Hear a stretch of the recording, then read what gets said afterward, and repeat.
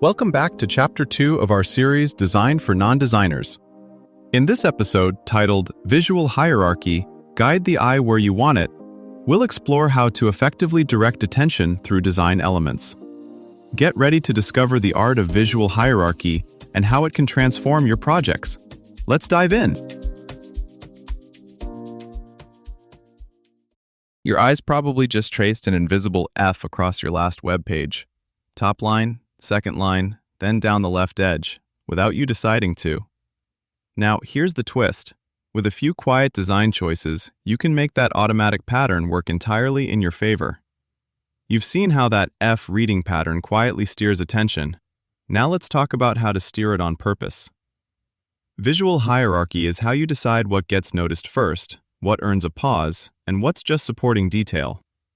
On a landing page, that might mean a bold promise, a clear price, and a single, obvious button, each staged so the eye moves smoothly from one to the next. In a slide deck, it could be one big number, a short headline, and then the fine print parked safely out of the spotlight. Think of it less like decorating a page and more like choreographing a short, silent story. First frame, second frame, conclusion.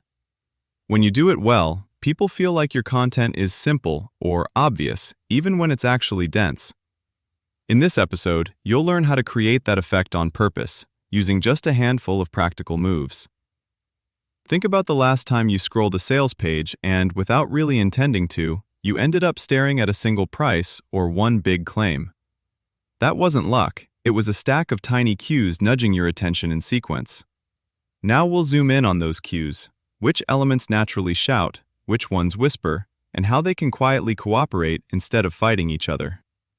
We'll look at real examples, like pricing tables that practically choose a plan for you, or sign-up forms that feel oddly easy, and tease apart what's happening. The goal isn't to make things louder, it's to make the path through your content feel frictionless. Start by assuming your viewer is in a hurry and half distracted. Your job is to make what matters most so visually obvious that even a skimmer can't miss it, and then to make what comes next feel like the natural follow-up. A practical way to do this is to think in layers: primary, secondary, and tertiary. Primary is the one thing you'd want someone to take away if they only glanced for 2 seconds. Secondary supports or explains that primary point. Tertiary is context, disclaimers, fine print, useful but never allowed to compete. Now map those layers onto the tools you control. Size. Reserve your largest type and images for the primary layer. If everything is big, nothing feels important. Aim for clear jumps, headline 2, 3 times larger than body, not 10%. Weight and style. Bold, italic, and uppercase are powerful. Use them to distinguish layers, not to decorate random phrases. Contrast. High contrast, dark on light, light on dark, pulls attention. Dial it up for primary elements, soften it for background details. Color. A single accent color used sparingly can act like a magnet. On a page with mostly neutral tones, one colored button or key phrase becomes a natural next stop for the eye. Spacing. Extra space around something isolates it and makes it feel important. Tight clusters signal these belong together. Alignment and position. People tend to start at the top and left, back to that F pattern.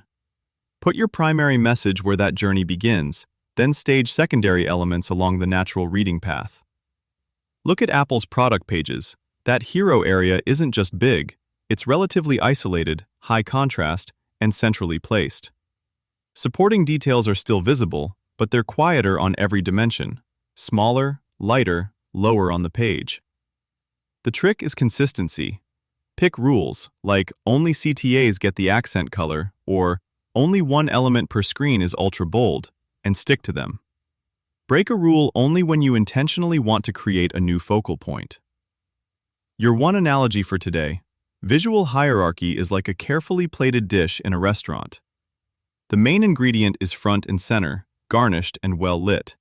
Sides and sauces are portioned and placed to make the star look even better, never to compete for the first bite. Picture your weekly status slide. One column of text, all the same size, every bullet pleading for attention. Now compare that to a news app's home screen. Notice how one story gets the big photo, another just a line of text, and a few are tucked into a smaller strip? That's hierarchy in action, and you can borrow it. Try 3 fast rewrites of something you use often. 1. A plain text email. Turn the key outcome into a short, bold line, then stack the why and next steps beneath in smaller type. 2. A cluttered dashboard. Promote a single must-watch metric into the top left with extra space around it. Demote vanity numbers to a quieter corner. 3. A dense FAQ.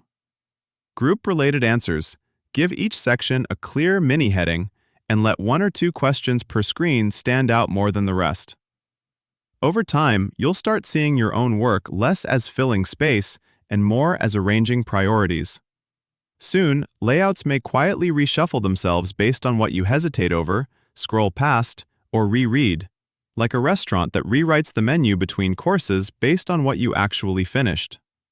You might see risk warnings grow larger if you rush, or complex steps break into smaller chunks when your cursor lingers. The ethical tension. Who decides what helpful means? Expect new norms, audits, and even regulations around when adaptive hierarchy serves you versus nudges you a bit too hard. Treat your next layout like reorganizing a pantry. Essential items at eye level, treats a bit harder to reach, long-term supplies down low. As you play with emphasis, notice how tiny shifts change which shelf people grab from first. The more you test, the more you'll design paths that feel natural instead of forced. To go deeper, here are 3 next steps. 1. Open a free Figma account and rebuild one screen of your favorite app using only 3 text sizes, 1 accent color, and a single primary button style to practice clear visual hierarchy. 2.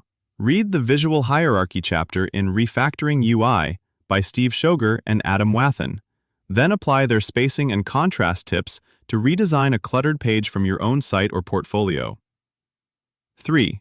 Install the Stark or Contrast plugin, Figma Sketch, and run it on one of your existing designs to adjust font weights, sizes, and color contrast so your primary call to action becomes the most visually dominant element on the page. This was Owl Up, your daily step forward. To keep learning with structured courses and more insights, go to owlup.co. Until tomorrow!